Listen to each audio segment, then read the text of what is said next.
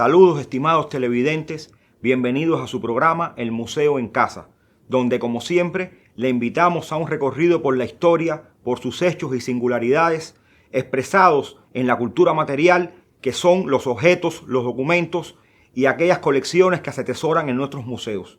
Tengo sobre esta mesa un documento excepcional de nuestra historia nacional, de las guerras de independencia de Cuba en el siglo XIX y del pensamiento vivo, político y militar de nuestro titán de bronce, Antonio Maceo y Grajales. A este documento, sus particularidades y valor patrimonial le dedicaremos los próximos minutos.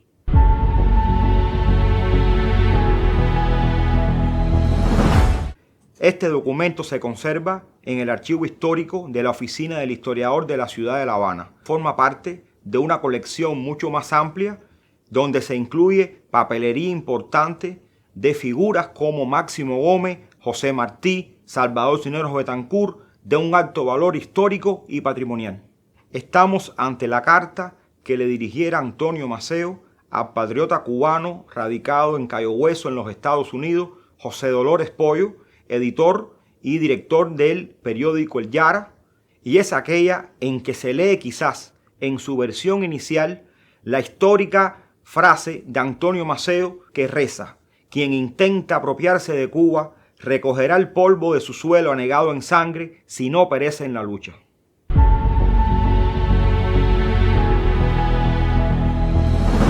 La carta está fechada 13 de junio de 1884, un momento particularmente difícil dentro de la llamada por nuestra historiografía tregua fecunda. Estamos hablando de la organización del movimiento revolucionario para volver a reiniciar la contienda en Cuba tras el fin de la Guerra de los 10 años y después de la Guerra Chiquita de 1879.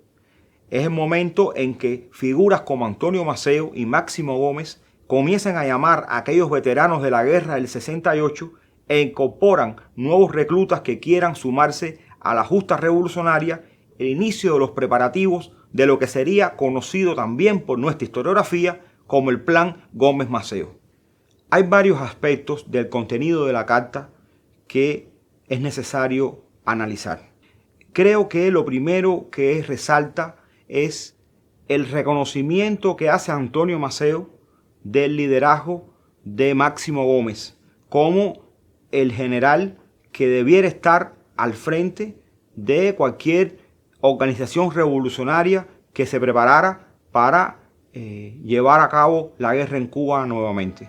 Antonio Maceo está reconociendo su admiración por Máximo Gómez, incluso hace mención a la batalla de las Guásimas, aquella memorable batalla en la región de Camagüey que había ocurrido 10 años antes, en 1874, que durante 5 días las fuerzas mambisas estuvieron hostigando y causando bajas al ejército español que se enfrentaba.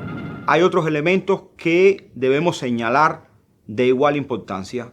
Antonio Maceo hace un recuento de las maniobras que está haciendo España, en este caso con el apoyo que le está dando al autonomismo, y compara a las figuras autonomistas un poco con aquellos mambises que fueron al Pacto de Sanjón engañados. Asimismo, en el documento él hace mención a la necesidad de obtener la independencia absoluta sin recursos que no sean los propios y pensar muy bien los pasos que deben hacerse.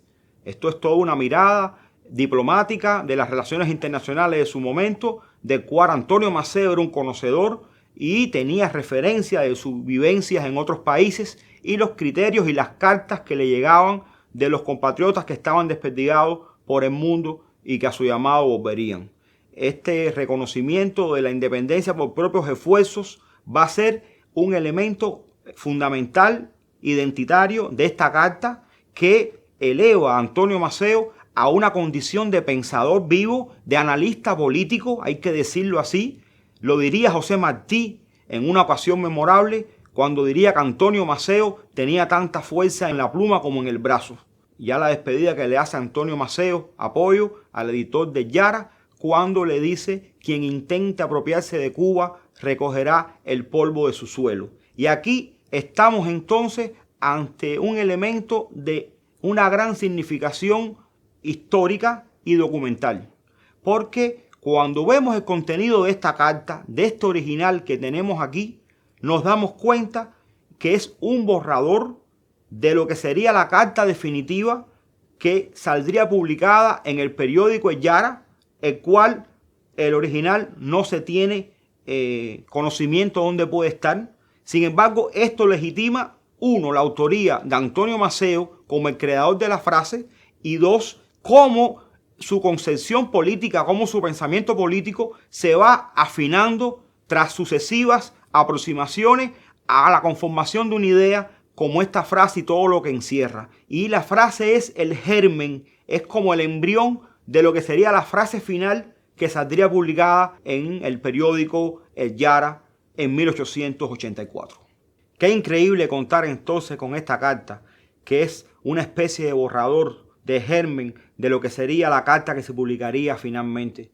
Qué importante saber que está legitimada la autoría de Antonio Maceo, que aparece con su firma perfectamente legible. Incluso en la carta hay algunas anotaciones que se puede ver, lo cual refuerza esa idea de que es una carta de intención, es una carta borrador, donde él fue refinando esa idea final inmortal en nuestra historia nacional.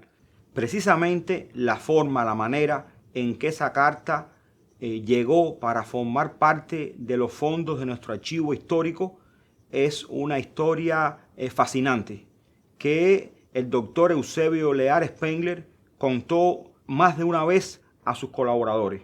Una historia donde se mezclan tanto la humildad y el deseo de conservar y de la sensibilidad hacia el patrimonio histórico-cultural.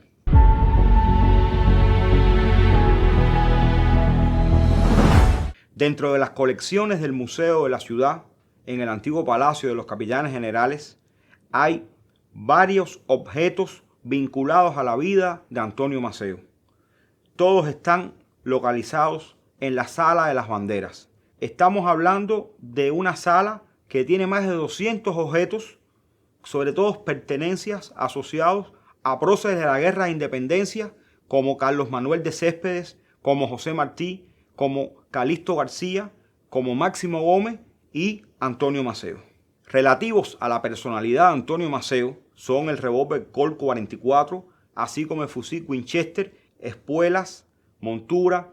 Está también varios retratos, desde el pintado por Federico Martínez dentro de la colección de 100 óleos de patriotas cubanos, el pintado por Aurelio Melero, el pintado por García Menocal, es el cuadro épico de gran formato que está al final de la sala, que recrea la caída en combate del lugarteniente general aquel fatídico 7 de diciembre de 1896. Y por último tenemos el cuadro pintado por Hugo de Soto, que recuerda el paso de las tropas de Antonio Maceo por la trocha Mariel Majana durante la campaña de la invasión a Occidente.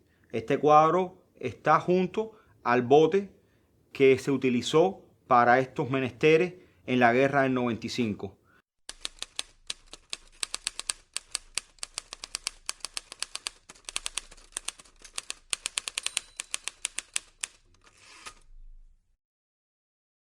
Los invitamos una vez más a unirse a este viaje espiritual por nuestros museos y colecciones, donde se puede vivir la historia e incluso ser parte de ella. Gracias por dejarnos entrar el museo a su casa.